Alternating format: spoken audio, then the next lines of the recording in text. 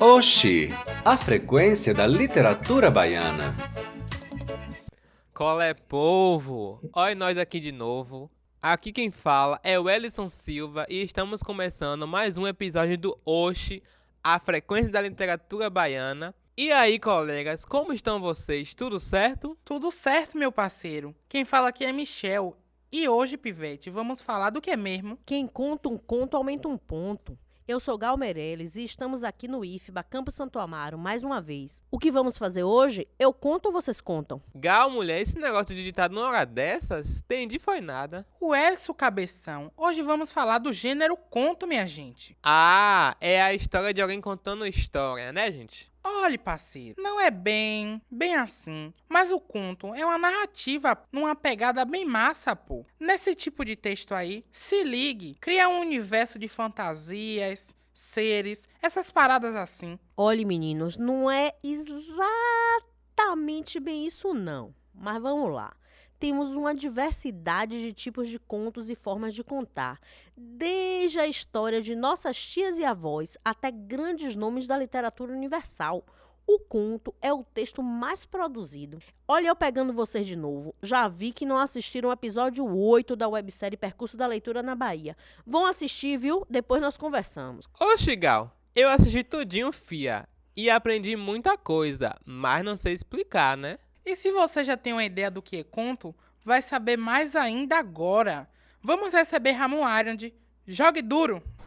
Além desses clássicos mais tradicionais de contos, né, da literatura brasileira e literatura latino-americana, creio também ser importante pensar em outros clássicos contemporâneos brasileiros que vão marcar gerações, eu acho que já marcam gerações, e que são importantes para que sejam lidos assim por todos nós, não somente para a nossa geração, mas porque creio que vão influenciar futuras gerações. Entre eles eu gostaria de citar 3. Primeiro, que é Olhos d'Água, da Conceição Evaristo. Acho que é um livro de contos. A produção literária de Conceição Evaristo é fantástica, né? Mas entre os livros de conto dela eu gosto muito de Olhos d'Água, porque vai trazer vivências, mundos da pobreza, da miséria, e como isso se expressa não somente no viés de mulheres que sofrem e que vivem a violência cotidiana nas suas relações de mundo, nas favelas, nos locais em que moram, mas também porque vai trazer uma discussão sobre a questão racial, uma outra forma de entender o mundo, uma outra forma de interpretar o mundo e como ele é percebido a partir de tambores, de toques, de olhares, de movimentos. Eu acho muito bem construído.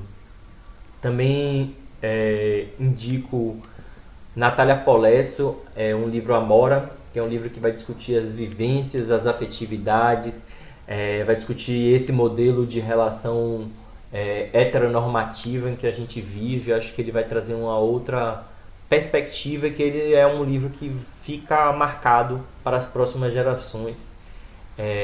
Cidinha da Silva, embora viva na Bahia há um tempo, creio que ela está nesse âmbito da literatura nacional, e que vai marcar também futuras gerações. Tem um livro dela que eu li que se chama Um Exu em Nova York, que vai trazer diversos contos muito profundos em poucas linhas, né? Não tão longos, mas muito profundos, com personagens muito complexos, e a discussão racial em torno disso. Eu acho que é um livro que fica para as próximas gerações lerem. E dentre a literatura baiana, especificamente baiana, eu acabo lendo, entre a literatura contemporânea, acabo lendo mais da literatura baiana. Até porque eu trabalhei por um tempo na Fundação Cultural do Estado da Bahia, e a gente lia e patrocinava e construía editais em que alguns livros foram produzidos a partir desse fomento. Então, acabei tendo acesso a muitos livros da literatura local, o que me interessa bastante porque traz uma realidade, ou traz aspectos do espaço que eu vivo, né? do estado que eu vivo, da cidade que eu vivo, e ao mesmo tempo tem aspectos que são comuns na literatura de qualquer país que a gente vai ler, de qualquer cidade que a gente vai ler, que vai discutir amor, felicidade, humanidade, relações sociais, que vai discutir relações afetivas. Então, entre esses livros, eu acho que tem uma grande variabilidade técnica e tem muita qualidade técnica também, variabilidade de estilos e qualidade técnica. Entre esses, acho importante recomendar, né, a Oração do Carrasco, de Itamar Vieira, Bem Aqui, em Lugar Nenhum, de Moema Franca, que é um livro mais intimista. Furúnculos, de Amos Eber, acho que é um livro que eu indico para adultos, porque ele é forte, né? Ele é bem denso nas relações que produz, não é de fácil leitura. Ao Longo da Linha Amarela, de João Filho, Agô, de Josevaldo Santiago, que também vai discutir as relações de identidade, a relação de racismo, a cosmovisão. Mulheres Sagradas, de Aidil Araújo, creio que é uma escritora baiana que vai ficar para os próximos momentos, vai ser relembrada muitas vezes, ainda que a produção literária dela já exista, mas não é muito conhecida, e acho que precisa ser mais difundida. Marcondes Araújo também é um escritor que me interessa bastante. Em poucas linhas, em contos curtos, ele consegue expressar muitas violências e vivências, né? Então, Piolhos de Cobra, um livro dele traz isso. O minimalismo vai trazer microcontos, então outra modalidade de conto também, né? Microcontos, que você consegue, que você precisa ter uma capacidade de se inteirar, ou em poucas palavras você conseguir estar junto com os personagens e construir sentidos em torno disso. Então, para mim também é um grande desafio.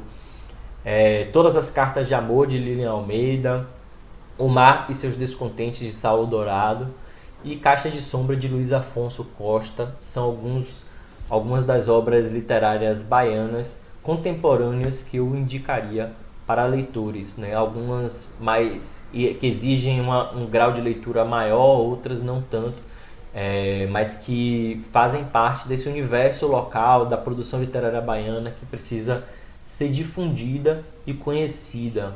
Fessou, você só meteu as indicações de peso aqui, viu? Indicou pra tudo que foi gosto. E vocês que estão escutando a gente aí do outro lado da telinha, diga aí pra gente nos comentários se você já leu uma dessas indicações de Ramon. O que vocês acharam dos livros de Lilian Almeida, Itamar Vieira, Cidinha da Silva, Aidil Araújo e vários outros que foram citados? Pivete, esse aí é leitor mesmo, hein? Eu tô ligado nesse Itamar Vieira, premiado pelo Jabuti e tudo. Como assim, Jabuti? Jabuti é um prêmio literário, gente, o mais importante do Brasil. Por sinal, em 2020, quem ganhou foi um escritor baiano. E ele tá até no Porta Oxe, vocês sabiam? Uma galera que Ramon citou aí está no Porta Oxe. Vejam aí, meu público fiel, na bio os links. E quem não entrou no Portal hoje ainda, tá moscando, viu? Mas vamos continuar com o Ramon. Não lembro exatamente quando foi que eu comecei a me envolver muito com literatura. A minha família sempre foi muito leitora, então desde pequeno eu tive acesso a muitos livros.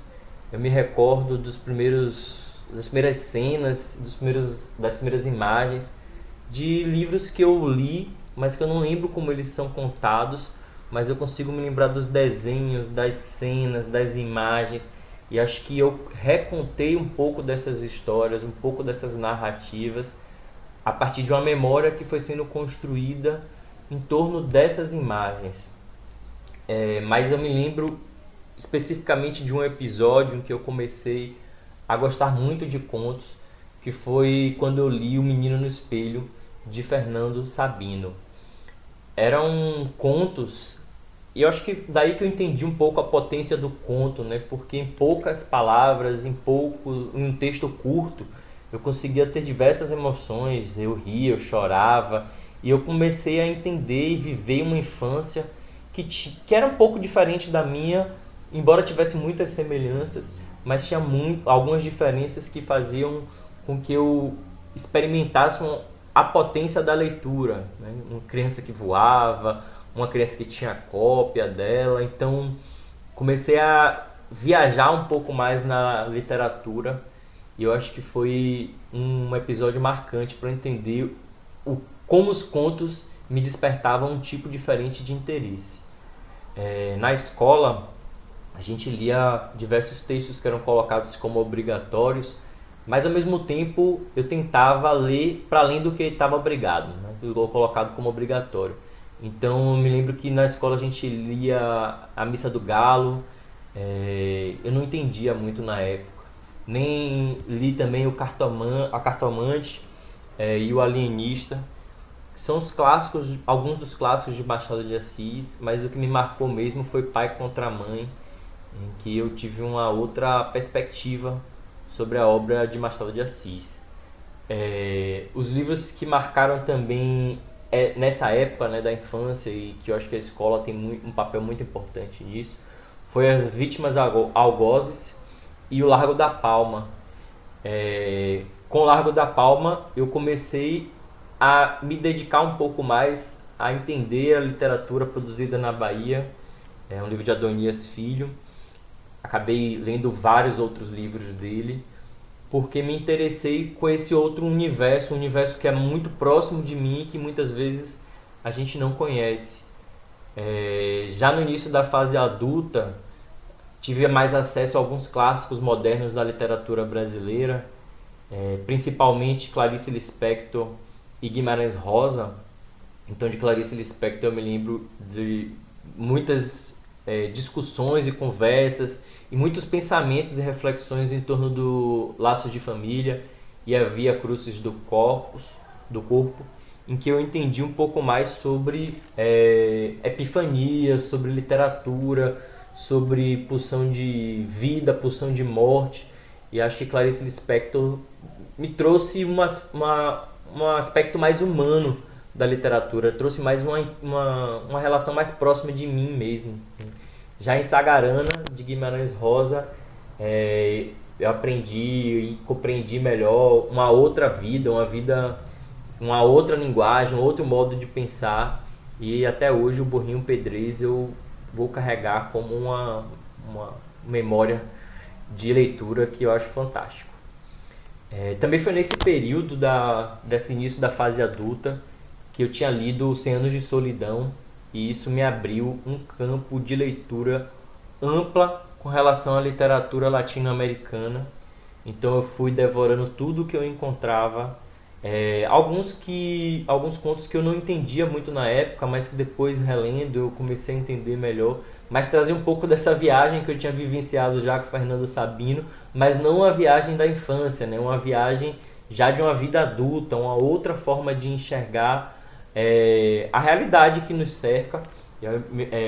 Tem um livro muito, muito diferente do Gabriel Garcia Marques, né? Não diferente, eu diria um livro que traz contos bem do realismo fantástico mesmo, né? Que é Olhos de Cão Azul. Também me deparei com Jorge Luiz Borges, que eu não tinha lido, o Aleph e Ficções. Então a Biblioteca de Babel e tantos outros, o Etnógrafo, tantos outros contos que eu fui lendo e tentando entender melhor o que era essa literatura latino-americana, por que ela era produzida e quais as consequências dela, ou como isso é resultado de uma visão de entender o mundo. Pivete, você se ligou aí na importância da família, pô? Nesse incentivo de um bom leitor aí e pá? E ele fala também da escola. Só pra gente ouvir Gal dizer, eu não disse? Sabe o que é que eu vou te dizer, Wellison? Eu não vou dizer nada. Quero ouvir mais dicas de Ramon. Por fim, creio que um livro que seria importante para todos nós lermos antes de morrer, e aí eu acho que ele entra quase como um clássico universal, que eu indicaria. Está traduzido como Manual da Faxineira. É um livro de Lúcia Berlim, tem contos sobre... tem muita materialidade da pobreza, tem a discussão, toda uma relação das questões raciais nos Estados Unidos, a questão da pobreza nos Estados Unidos, o alcoolismo. Então são contos, eu acho que tem uma frase do Corteza que diz que se a gente tivesse a literatura, né, um romance seria uma luta de boxe, daquelas bem longas, e um conto seria um nocaute. Então Lúcia Berlim consegue expressar em todos os seus contos esse nocaute. Você termina, você precisa de um tempo para ler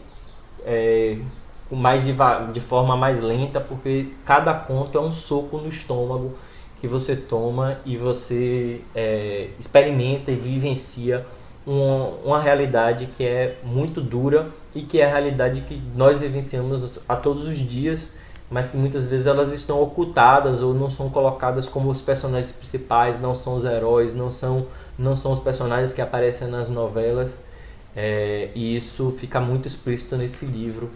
Está traduzido como Manual de Faxineira, da Faxineira, mas eu acho que a tradução poderia ter um outro título, inclusive, porque não se limita a isso. E é um livro que eu acho que todos nós tínhamos que ler antes de morrer. Porra, Ramon, brocou, pivete. Eu saí anotando tudinho. E olha que eu nem sou de anotar, viu? Mas olha como foi muita coisa, eu não posso perder, né? E aí, Michel, já colocou alguma indicação na sua lista?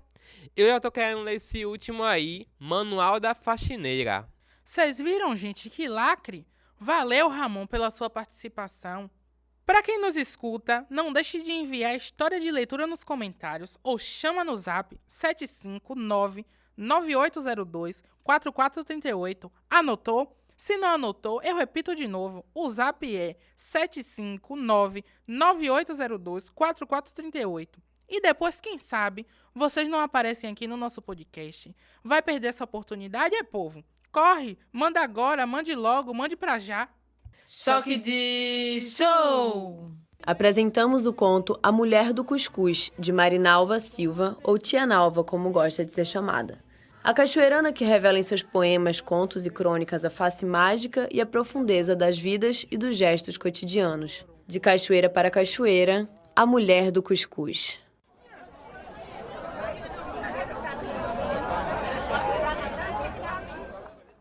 Quando fui morar na Massaranduba, foi numa avenida de 3 casinhas de madeira.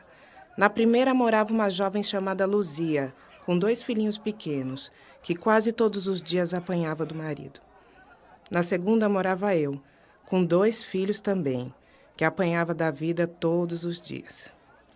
Na terceira morava Terezinha, uma jovem senhora de pele escura e rosto fino, olhos graúdos, meio magrinha, quase nunca sorria. Vendia cuscuz pelas ruas da Cidade Baixa. Saía às 5 da manhã gritando com sua voz fina. Olha aí, tapioca, carimã e milho. Eu sempre acompanhava até a via. Ela seguia gritando, eu ia catar mariscos na praia para garantir o almoço. Isso aconteceu por muito tempo.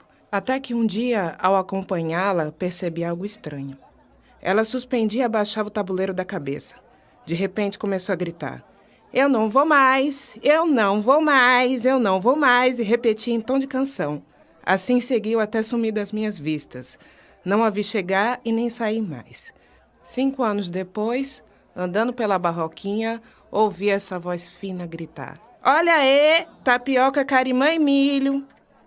Virei-me e lá estava ela, com roupas sujas, sandálias rasgadas, sacudindo um saco de lixo na mão e gritando. Olha aí, tapioca, carimã e milho.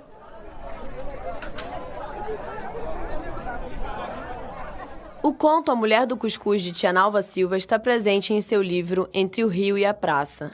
Depois de ouvirmos Tia Nalva Silva com este conto extraordinário, A Mulher do Cuscuz, vamos passar para o bloco Colé de Mesmo. Quem vai estar hoje no segundo bloco? Tô curioso já. Michel, vamos receber hoje Thaís Teles de Souza, que é uma das responsáveis pela Biblioteca Comunitária Paulo Freire, lá no subúrbio de Salvador, no bairro de Escada. O que é biblioteca comunitária mesmo? Os livros são para todo mundo? Como é que é isso? Wellison. Lá na rua, grudadinho, do lado da minha casa, tem uma biblioteca comunitária, Ana Cirone. Lá, fio, o pessoal desenvolve várias ações gratuitas, Pivete. Eu mesmo já participei do famoso clubinho da leitura, cursos de informática, aulas de música. É tanta coisa massa, vocês precisam conhecer. O link tá na bio para vocês conhecerem mais do que rola aqui nas minhas áreas. Pois é, Wellison, uma biblioteca comunitária é isso aí que Michel explicou.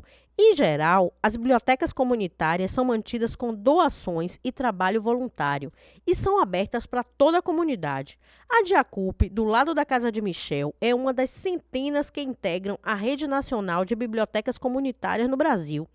Para que vocês conheçam mais, deixamos o link aí na bio. Aqui na Bahia, em Salvador, existe uma rede também, gente, que reúne 14 bibliotecas da cidade. Vão lá ver, saber se tem uma perto da casa de vocês, para Michel não ficar aqui se gabando sozinho. A Biblioteca Comunitária Paulo Freire, assim como todas as bibliotecas, vive de projetos e de pequenas ações como bazar, doações, bingos e etc. A questão é que os projetos direcionados a bibliotecas comunitárias, tanto a nível municipal quanto estadual, são muito poucos. A nível do estado, ocasionalmente é lançado um edital específico para bibliotecas comunitárias. Estão divididos em livros técnicos, didáticos e literários. Estes estão subdivididos em literatura infantil, juvenil e adulta. Formação de mediadores de leitura, hora do conto, rodas de conversa com temas diversos, biblioteca itinerante, rodas de leitura com mulheres, entrega de livros de literatura de porta em porta aos moradores da comunidade e etc. E é o que ama uma biblioteca, e quem não gosta, né? Os livros emprestados de graça. Temos parceria com muitas escolas que sempre estão trazendo as crianças e adolescentes para participar das ações de fomento à leitura. Tem ainda algumas instituições que conseguimos realizar ações envolvendo a família. A relação com a comunidade é boa, mas um pouco desafiador. A maioria que estão próximos da nossa biblioteca são adultos, que geralmente trabalham. Conseguem participar de algumas ações que realizamos, pegam livros emprestados, colaboram com o nosso mutirão de limpeza do espaço e do sarau e ações maiores que fazemos. Como Thaís destacou aí, e Michel mesmo já experienciou, as bibliotecas comunitárias têm papel importante para auxiliar as famílias na formação de leitores. E claro, né, gente, dependem de recursos para funcionar. E esses recursos têm que vir do poder público também. Afinal, para que mesmo pagamos impostos? Pois é, Gal, é um trabalho muito potente esse de Thaís, como ela mesma descreve. É uma atividade desafiadora, mas não impossível. Lá mesmo onde eu moro, pelo que eu saiba, não temos uma biblioteca comunitária, mas antes da pandemia, as escolas infantis municipais faziam evento de leitura para a criançada. Mas agora vamos de boca de 09, o bloco Topper, com a participação de Matheus Peleteiro e Lilian Almeida. Seja bem-vindo, Matheus, e bem-vinda, Lília. Tô curioso já, viu? Como se inserem na produção de contos nos dias de hoje? Com a produção baiana eu realmente não sei, porque apesar de apreciar a obra de autores locais, não há ninguém que eu me identifique no que se refere à escrita. Não porque eu não trato da Bahia na minha obra. Tenho até um livro de contos inéditos só com histórias parcialmente reais de Salvador, mas por uma questão narrativa mesmo. Então eu posso, no máximo, dizer que minha produção de contos se coaduna com a produção de outros autores baianos por, assim como eles, insistir em produzir literatura, mesmo em meio às tantas adversidades que existem para se produzir arte na Bahia, né? Já no panorama brasileiro, quanto à produção brasileira, acredito que mantenho firme a linha da violência urbana e dos cenários regionais, que vejo como expoentes autores como Rubem Fonseca ou até Alberto Mussa, trazendo eventualmente abordagens urbanas delirantes, histórias sobre caos urbano, e contemplando as problemáticas que surgem com a modernidade, com a internet e com as redes sociais. Eu creio que a minha produção contística, ela se relaciona com a minha prática docente a partir da perspectiva de que ser uma professora também contribui para a minha prática leitora, né? Para que eu seja também uma leitora. Eu já sou uma leitora antes de me tornar, já era uma leitora antes de me tornar professora, e a atividade profissional ela contribui, porque na minha atuação eu preciso também ler. Então acredito que ela contribui por essa perspectiva e contribui também porque, como eu sou uma professora de literatura, eu leio não somente a literatura, né, o texto literário, mas também leituras e perspectivas sobre o texto literário. Então, eu tenho a oportunidade de olhar para o texto literário, talvez por uma perspectiva mais aprofundada, compreendendo engrenagens e estruturas do texto literário. E isso contribui para a minha escrita, né? Para a forma como eu engendro o texto e a trama dos meus contos. Creio que passa por aí. Ouviram aí, gente? Tanto Matheus quanto Lilian têm muita consciência do fazer literário e de como suas produções se inserem no cenário baiano e brasileiro. Olha pra aí que bacana. Matheus, então, se liga mais nos autores e nos livros. Já Lilian, como professora, pensa o conto como possibilidade de produção para ensinar e escrever. Se ligou, né? Pois é, que massa! Matheus, teria algum livro seu para comentar? Considerando Pro Inferno com Isso, meu primeiro livro de contos, acredito que ele traz como características a sordidez e a abordagem caótica e delirante das cidades. Também o constante diálogos com outras artes e o deboche às convenções sociais, sempre tentando unir o erudito ao popular, o equilíbrio entre o natural e o extraordinário.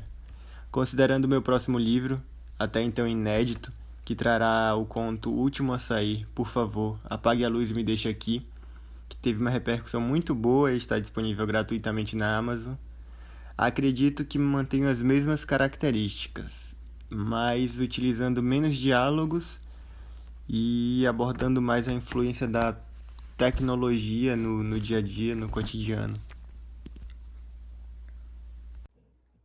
Pivete, esse livro que Matheus cita, Pro Inferno com Isso, é na pegada dos contos curtos e rápidos, que nos faz lembrar todo instante aquilo que nos humaniza e nos desumaniza. E oi, isso eu vi na descrição do livro, tá ligado? Massa, né? Tá vendo aí, minha gente? Procurem saber. Pois é, Piva. A capa do livro é maneira, colocando na minha lista. Mas vamos seguir com Lilian. As minhas inspirações vêm das leituras que eu faço, né? Vem também do meu olhar à vida à minha volta, e vem também das minhas relações, né, com as pessoas à minha volta. Então, nos meus contos, aparece as questões relacionadas ao universo feminino. Então, é esse universo que eu conheço, porque eu sou uma mulher, né, inserida numa sociedade que estabelece vários cerceamentos à figura feminina. Então, isso é bem presente nos meus contos. Isso vem da minha vivência enquanto mulher negra, e vem também do meu percurso acadêmico, né? Durante um tempo eu me dediquei a estudar questões relacionadas ao universo feminino. Então, isso contribui para essa minha narrativa e acaba servindo também de matéria, né? de pesquisa para a composição de alguns contos, né? Alguns deles também pautam-se muito no meu olhar sobre as minhas relações com as pessoas mais próximas a mim. Então, eu tenho alguns contos que passam por uma relação de ancestralidade, de olhar para as pessoas mais velhas da minha família, né? De vislumbrar o saber, né? Toda uma sabedoria que essas pessoas mais velhas guardam e que muitas vezes a gente perde de usufruir desses saberes, né? De aprender com esses saberes quando essas pessoas se vão, né? Quando elas, enfim, finalizam o tempo delas na matéria, num corpo. Então, passa também por isso. Passa por questões que eu vejo no cotidiano relacionado a aspectos que me tocam profundamente e que eu consigo transformar em palavra, em linguagem. Porque muitas vezes coisas me tocam profundamente, me inquietam, né? E eu fico no abismo do silêncio, de não conseguir traduzir isso que me toca profundamente em palavras, em colocar isso num enredo ou numa construção poética, sob a forma de um poema, por exemplo. Então, as minhas inspirações vão por aí, né? Esses são temas que eu gosto, que são presentes na minha escrita até o momento. Lília, mulher, a gente precisa disso mais e mais, né? Essa representatividade feminina, como você faz nos seus textos, um cabedal de textos seus me fez matutar sobre esse lance ancestral. Só de ler, eu consigo sentir essa conexão e não é de boca não, bate certo. Não, eu não destacaria nenhum autor baiano. Não porque não sejam bons, mas porque, fora Castro Alves, Jorge Amado, João Ubaldo e um ou outro, são autores que vivem num quase anonimato. E eu só vim a conhecer esses autores contemporâneos, né? Que gosto muito, depois de já ter encontrado meu tom. Então não deu tempo de eu ser influenciado diretamente. Ainda assim, embora os admire muito e eventualmente trate de temáticas parecidas, me sinto na maioria das vezes em outra linha narrativa. Talvez o debochado humor de João Baldo Ribeiro tenha me influenciado um pouco. Rapaz, eu mesmo conheci e estou conhecendo autores baianos a partir do Oxi, indo para as oficinas, participando das reuniões de leituras, lendo o portal, que já falamos por aqui antes. E quem se interessar, acesse. Lá reunimos mais de 100 autores e autoras do nosso tempo, inclusive o próprio Matheus Peleteiro. Wellison, e pro ouvinte, vale a pena olhar aí na bio, tem livro de Matheus na bio, tem referência sobre Lília. Clica aí para vocês conhecerem mais. Bom, eu acredito que me insiro ainda de uma forma muito tímida nessa produção baiana, né? E mais tímida ainda nessa produção brasileira nos dias atuais. Eu sou uma autora que tem pouco tempo de trajetória literária. O meu primeiro livro é de 2014. Então, eu considero que é pouco tempo. De lá para cá, eu venho caminhando e me inserindo nos espaços de visibilidade, de divulgação ou de tentativas de reconhecimento literário, né? Eu venho trabalhando para isso, mas considero que esses lugares eles são ainda mais difíceis de serem acessados por autoras, né? Por mulheres que escrevem, mas ainda por mulheres negras. E se a gente pensa dentro de um contexto nacional, de um contexto brasileiro, eu fico ainda com a impressão de que ainda é mais difícil para as autoras que estão fora do eixo sudeste, do eixo Rio-São Paulo. A gente tem desafios imensos, né, de mercado editorial, de circulação, distribuição, de reconhecimento, enfim. A gente vai empreendendo esforços para construir essa carreira para além da geografia local, né? Então, o diálogo com outras escritoras, né, focando aqui nessa escrita de autoria feminina, né? Então, ele contribui para ultrapassar essas fronteiras, né? Para sair das geografias mais próximas aqui de Salvador, da Bahia, e começar a alcançar outros espaços, né? Então, se a gente pensa dentro do Estado nessa questão de ações para evidenciar a produção feminina, eu acredito que a gente não tem isso muito como uma política, né? Uma política do livro, ou uma política do mercado editorial, ou uma política de gênero. A gente não tem muito isso, mas eu vejo que várias autoras têm feito esse movimento, né, de tentar evidenciar essa produção feminina.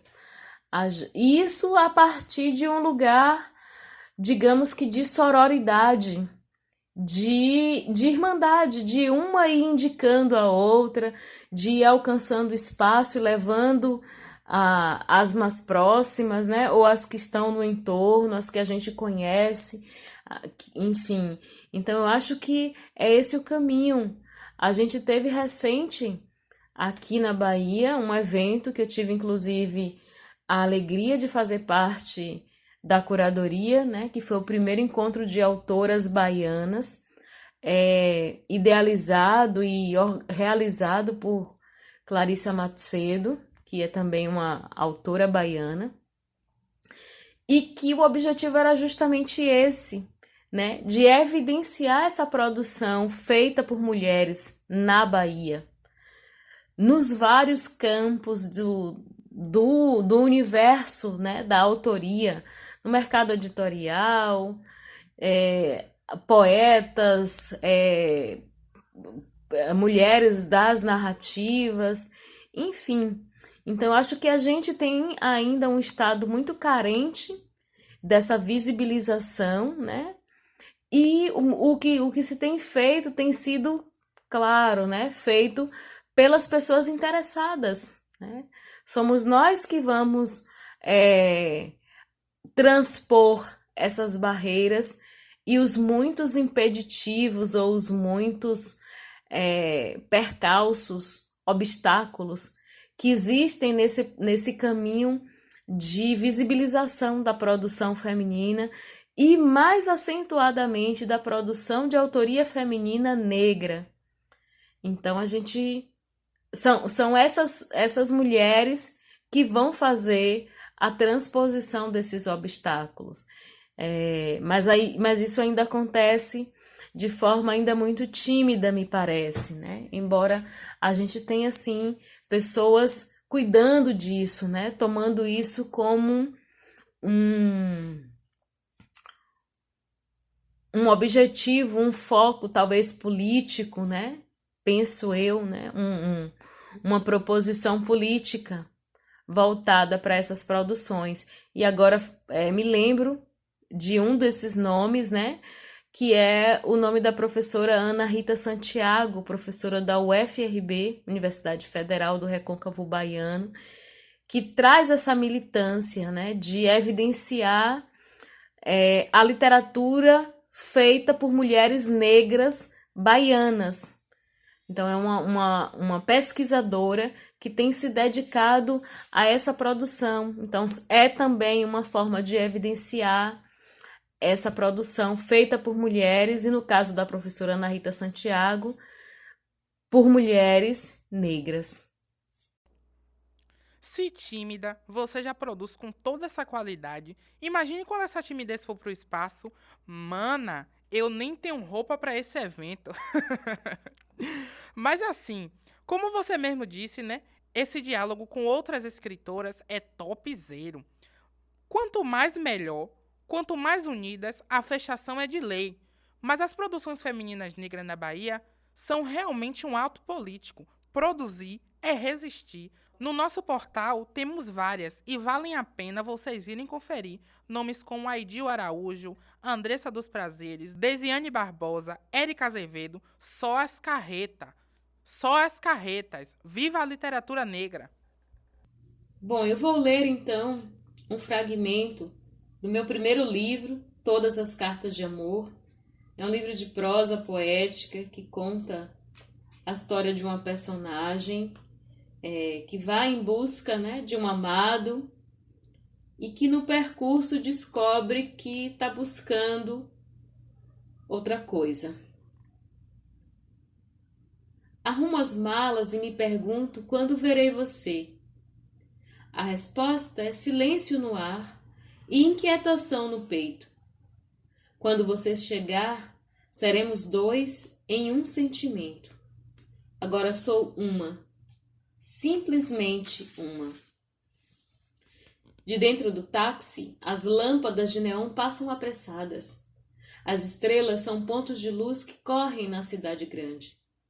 Também eu, dentro do táxi, corro. Para onde? Para quê? Partir ou chegar?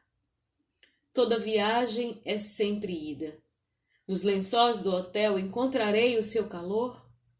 Você estará por trás da porta quando eu entrar em casa?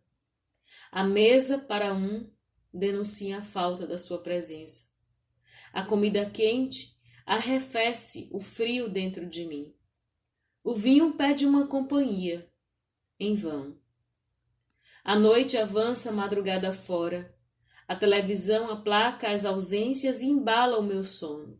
Na cama, 2 travesseiros e um cansaço de muito tempo.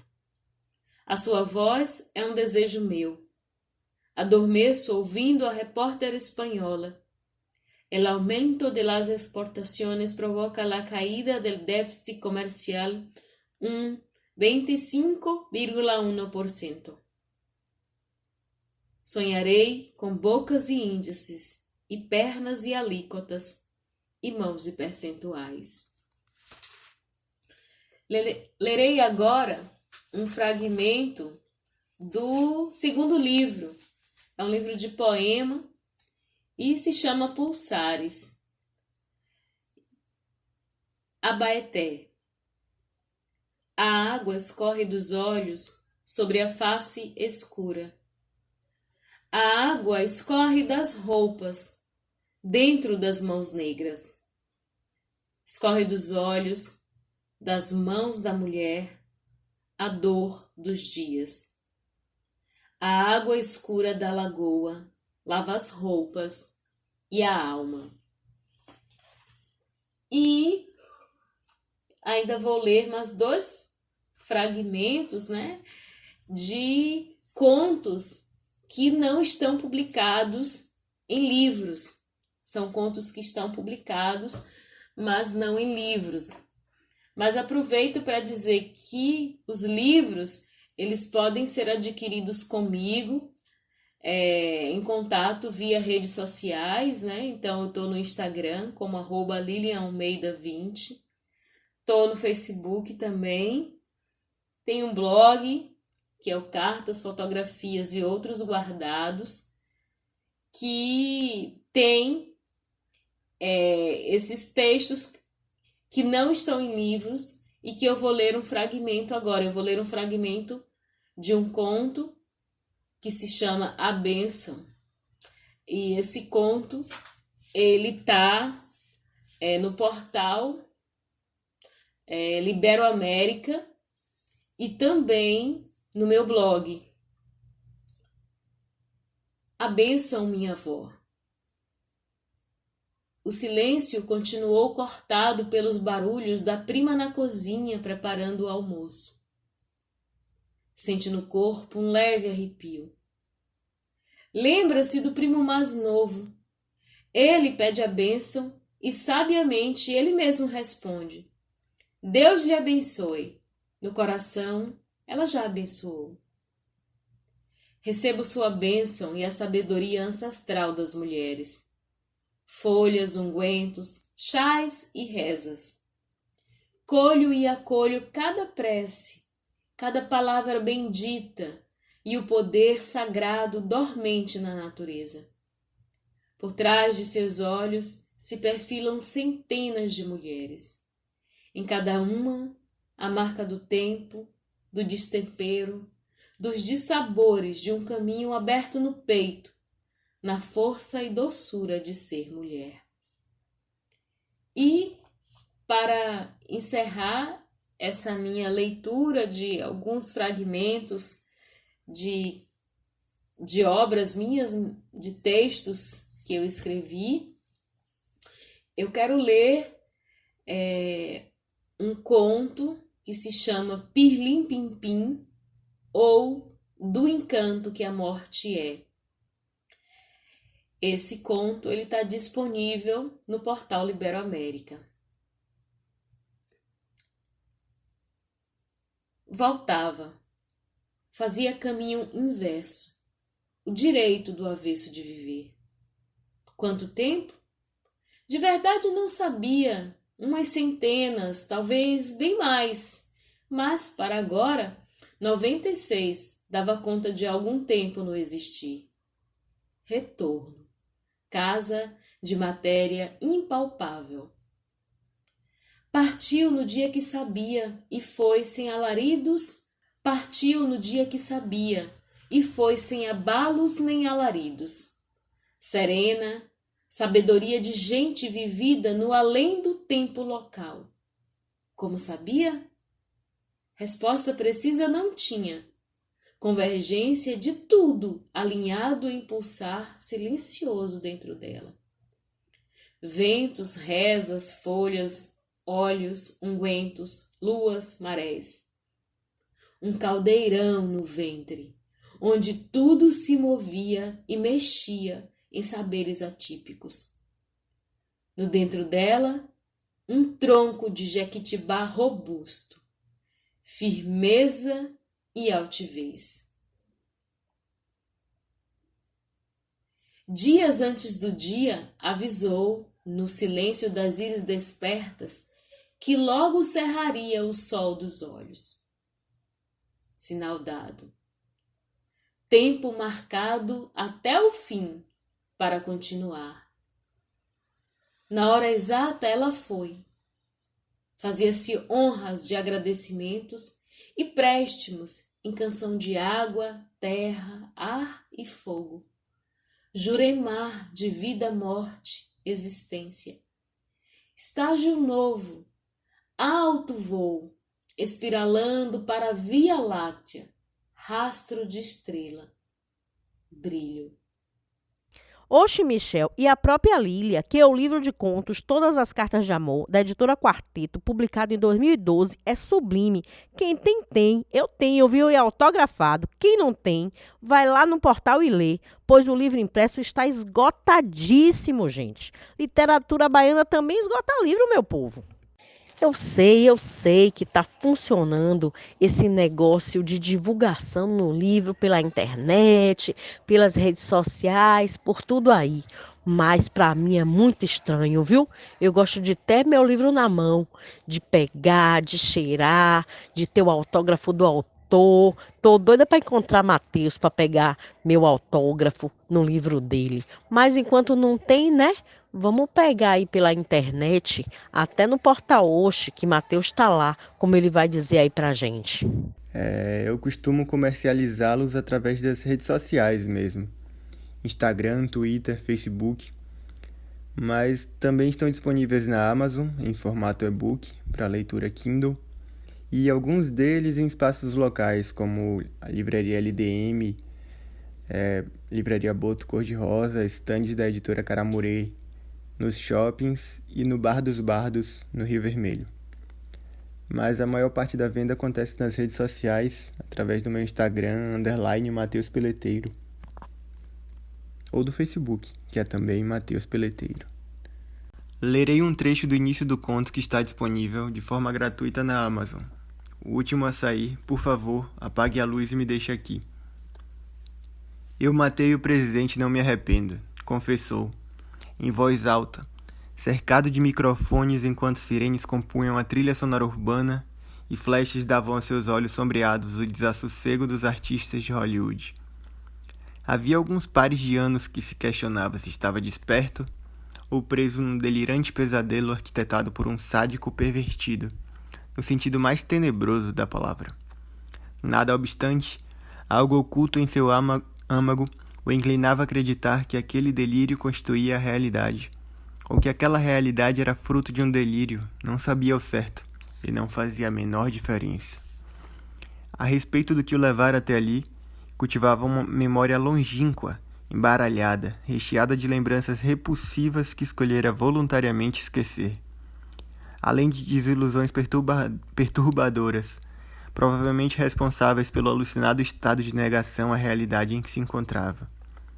Por muitos anos fora um ufanista obstinado, orgulhava-se da sua pátria exageradamente e cultuava todos os dias o seu clima quente, a sua vastidão geográfica, a sua música diversificada, a sua literatura genuína e o resiliente e tragicômico humor do seu povo. Entretanto, de repente, num súbito, percebera que o sujeito que fora durante uma vida inteira já não era mais. Havia sumido, desaparecido como a lucidez diante de ignorantes. O país que tanto venerava parecia então um refúgio para ninguém. A cidade de coragem, o cão covarde, lugar nenhum. Tornara-se um fantasma, uma assombração. Ufanista, como há de ser chamado, considerando que perdera sua identidade depois da morte da sua terra, não estava apreensivo, nervoso ou sobressaltado com a sua condição. Pelo contrário, apesar da palidez e da indolência provenientes do lento e devastador processo que o levara à condição de entorpecimento que o preenchia, enfim se sentia tranquilo novamente. Contudo, precisava se justificar, manter-se livre, livrar-se de uma pena que o impediria de viver. Gente do céu, o que é esse conto aí de Mateus? O último a sair, apague a luz e me deixe aqui. Rapaz, vão lá correndo no link que nós deixamos e leiam o resto do conto, viu? Tudo a ver com o momento que a gente está vivendo, né? Tudo a ver com esse momento de pós-verdade e ufanismo de Araque que estamos vivendo aqui no Brasil. Mateus é um grande escritor, uma promessa maravilhosa aí da literatura jovem brasileira. E ele vai dar uma dica aí de como escrever um bom conto, né? Essa ideia de que o conto tem que ser um texto surpreendente, como o Ramon já disse a gente desde lá do início, citando Cortázar. Olha aí a dica que Mateus vai dar para você que está querendo começar aí nas aventuras do conto. Acho que não há um caminho certo necessariamente. Há uma questão de preferência e afinidade. Mas eu gosto de começar a escrever um conto sabendo aonde eu quero chegar, por exemplo. No meu caso, um escritor amigo deu uma definição para os contos que escrevo, que dialoga muito bem com o que aprecio num conto. Ele disse que o meu conto terminava como se você estivesse no topo de uma montanha-russa e ela agora fosse cair, no ápice.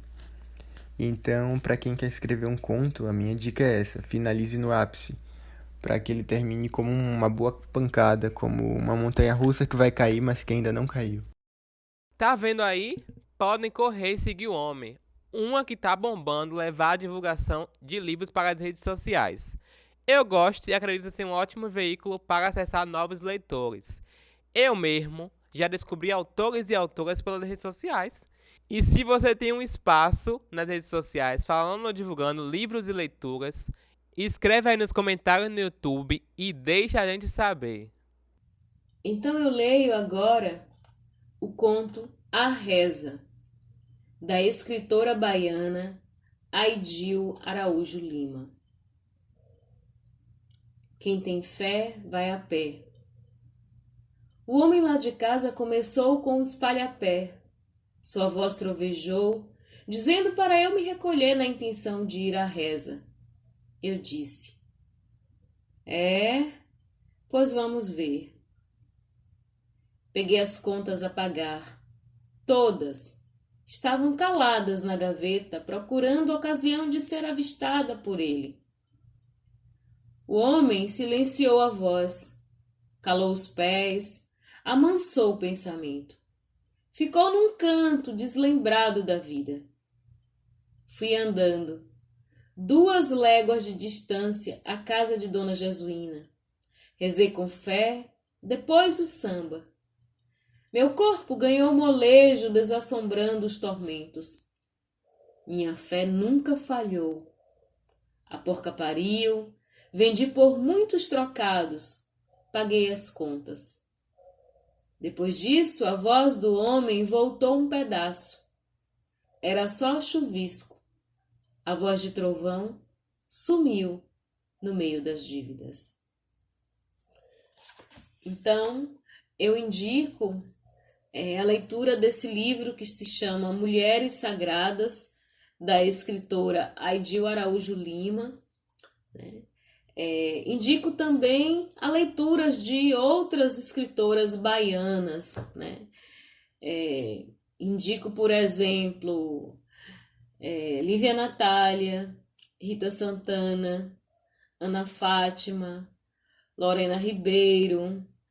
Indico Clarissa Macedo, Kátia Borges, Mônica Menezes, Evanilton Gonçalves, que é um autor de prosa, Alex Simões, Deisiane Barbosa. Enfim, são vários autores. Eu estou cometendo uma grande injustiça porque estou deixando de fora muitos nomes, mas a minha indicação é que a gente conheça os autores nossos, os autores e autoras da Bahia. Tem muita gente boa produzindo, muita gente fazendo um trabalho formidável, bonito, importante. E é importante que a gente conheça e visibilize, a gente precisa conhecer a prata da casa, porque às vezes a gente fica com o olhar muito voltado para fora e não reconhece o que a gente tem aqui. E tem se feito uma literatura muito pulsante, muito viva no cenário baiano nos dias de hoje. Creio que é isso. Então, vamos ler literatura baiana, especialmente literatura baiana contemporânea. Então, aproveito para agradecer ao Projeto Oxe, ao podcast Oxe, por esse convite para participar do podcast, para participar desse diálogo, dessa prosa, e desejar vida longa para os projetos, os vários projetos do Oxe. Um abraço a todas as pessoas que nos ouvem. Menino, hoje foi só coisa boa aqui, viu? Já começamos botando com tudo no primeiro bloco, com Ramon Arad, que meteu cada indicação para vocês lerem até 2050. Mas assim que é bom, viu, pai? Ler nunca é demais. E vocês não se esqueçam não, viu, cabeças, de mandar a história de leitura de vocês. Deixem nos comentários ou manda no zap. Espia aí na bio, estamos esperando. Vou ficando por aqui. Beijos. Foi mesmo, viu, gente? Deixa essas indicações de Ramon aí. Já corremos atrás de uma carreta de material para vocês. E eu aqui sofrendo como o que o meu bolsinho, porque sou compulsiva e quero comprar todos os livros. Mas ainda bem que existem espaços nas bibliotecas que a gente pode emprestar, ler e devolver, né, gente? Tem que devolver, não pode ficar com o livro da biblioteca não, viu? Conhecemos aqui hoje, no Bloco Colégio mesmo, o trabalho de uma das muitas mediadoras de leitura que atuam na Bahia, Thaís Teles, que junto com Ladailza Teles agitam por lá por escada. Pô, foi massa. Eu já anoto querendo comprar, mas vou deixando na lista. O governo federal cortando nossa bolsa tá difícil. E os livros só têm aumentado o valor. Aí não fortalece a nossa leitura, né? Mas é isso. Obrigado aos que passaram por aqui. Vamos encerrando mais um episódio. Para vocês ouvintes, fiquem ligados nas nossas redes sociais. Estamos sempre atualizando nossas paradas por lá. Colegas, tô indo também, viu? Até a próxima. Fiquem agora com mais uma parte da novela De Que Lugar Sagrado Você Veio.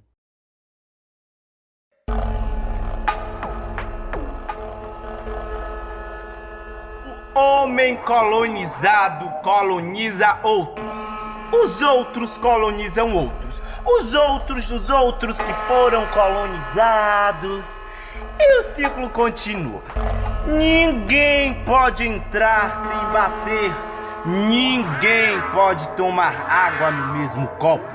E achamos isso até bom. O que é meu é meu. O que é seu. Ninguém se mete com ninguém. Hoje a natureza não pertence a todos. Hoje o que é meu. Precisamos nos proteger de nós. Precisamos ficar no concreto, longe da natureza. Precisamos falar baixo. Precisamos esconder o corpo. Precisamos de permissão para comer o fruto de uma árvore, pois ela tem dono. O Brasil pode até ter dono, mas eu não.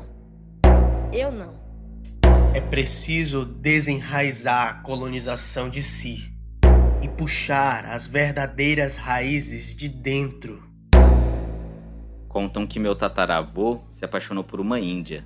Ela foi embora com ele na garupa de seu cavalo.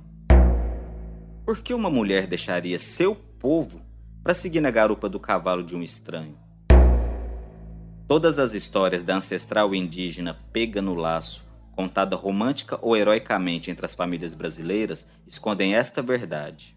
Nossa miscigenação não é fruto de uma bela história de amor entre indivíduos de raças distintas, mas sim de profundas violências. Quero passar. Quero ficar. Quero viver. Quero passar. Quero ficar. Quero viver. Daina, me cansar, Daina, me cansar, Daina, me cansar, Suma uma, baoba, Jatobá, Gororoba, Suma uma, Baobá. Suma uma, me cansar. Eu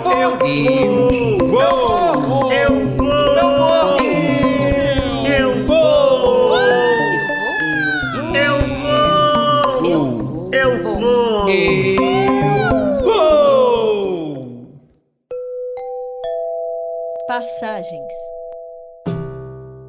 Por essas portas devo passar, pra me libertar da escravidão do esquecimento. Por essas portas devo passar, pra me libertar da escravidão do esquecimento. Há muitos e muitos anos, vivia uma avó na beira do Rio São Francisco. Ela contava que no rio, às vezes, ela via os negros d'água. Mas quando tentava olhar para eles brucutum, sumiam dentro d'água. Essa avó pedia que suas netas buscassem água no rio. As netas pegavam seus potes de barro e chegavam ao rio. Ficavam correndo entre as pedras, jogando água uma na outra. E quando percebiam que já estava tarde, enchiam os potes e voltavam correndo para casa. E a água ia caindo dos potes pelo caminho. Minha avó mandava eu buscar água no rio, mas na verdade eu só queria era brincar. A avó entendia o motivo dos potes não estarem cheios, porque ela também gostava de brincar no rio quando era menina, mas dizia para as netas: Oxente, cadê a água? O nego d'água bebeu, foi? Assunte só, se com esse tantinho d'água Eu posso fazer feijão. Avia, voltem pro rio já já e voltem com os potes bem cheios, hein? As meninas davam risada e corriam de novo ao rio, sabendo que iam brincar mais. Diziam: Benção, vó. Yuri Manche. Motumbá. Benção, vó. O rio alimentado com tanta sabedoria, o bem viver, o sonho verdadeiro, a importância do sagrado. E eu, um cético materialista, descobrindo o sagrado nas coisas concretas. Eu encontrei o sagrado. Ele tinha folhas verdes, grossas. A borboleta chegou para completar o encontro. A chuva que caía fez com que o encontro fosse histórico. Eu encontrei o sagrado. E ele era uma planta do quintal da minha casa.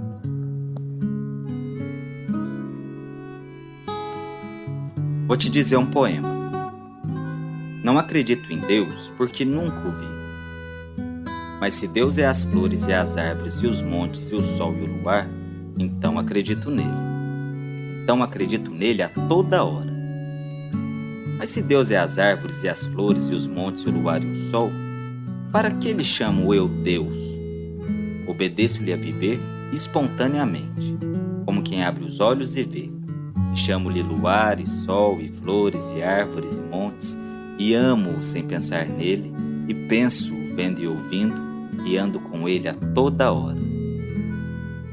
Um novo jeito para tentar tornar reais os meus sonhos, a minha utopia, esboça-se em gotas ainda pequeninas aqui dentro, como serenar de madrugada, prestes a amanhecer. Uma revolução talvez mais ao alcance das mãos, arrancar fora ervas daninhas, me curar. Do quê? Do invasor que, a despeito da minha recusa, ainda se entranha nas minhas fibras mais profundas.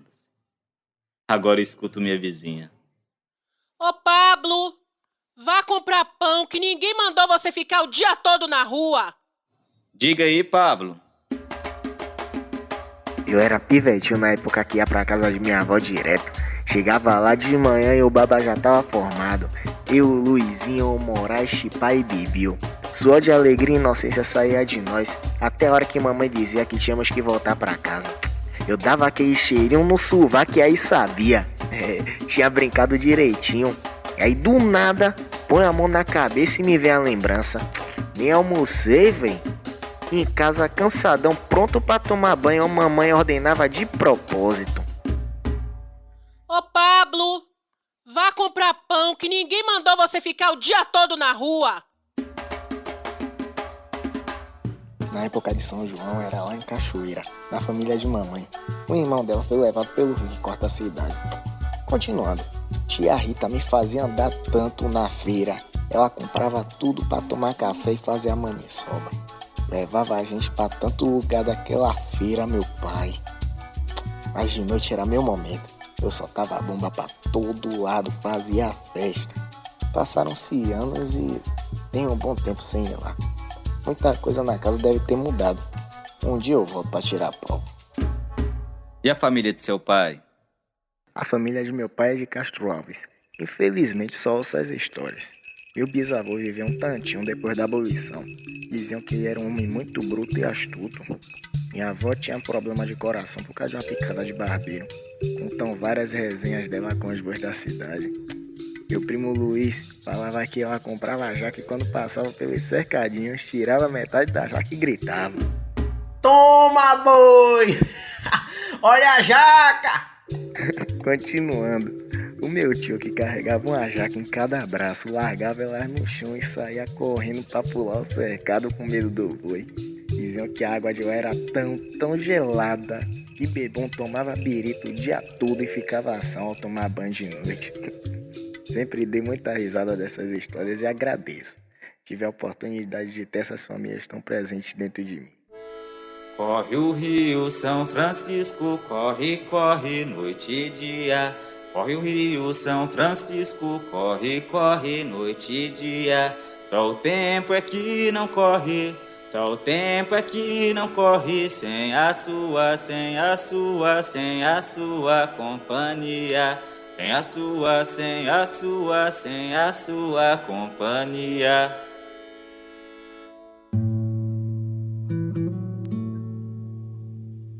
Sigo este rio, as histórias de meu pai. Elas povoaram a minha infância e de meus filhos. Eram histórias do Maranhão amazônico, de árvores altas, com muitos bichos e cantigas, onde índios passavam e o tambor tocava nas noites. Essas histórias chegavam no quintal de minha avó.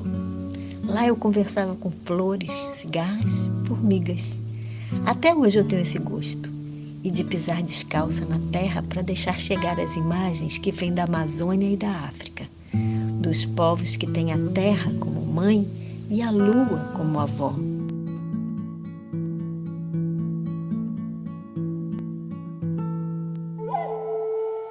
Do índio em nós há um elo com a beleza, elo, amizade com todos os viventes,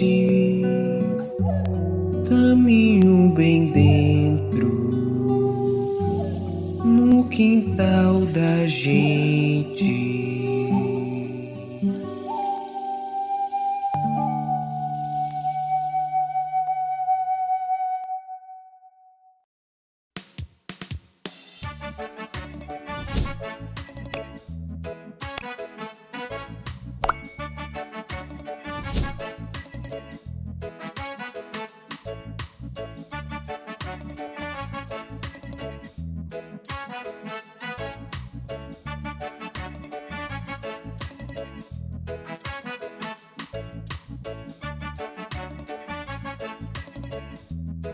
Oxi, a frequência da literatura baiana.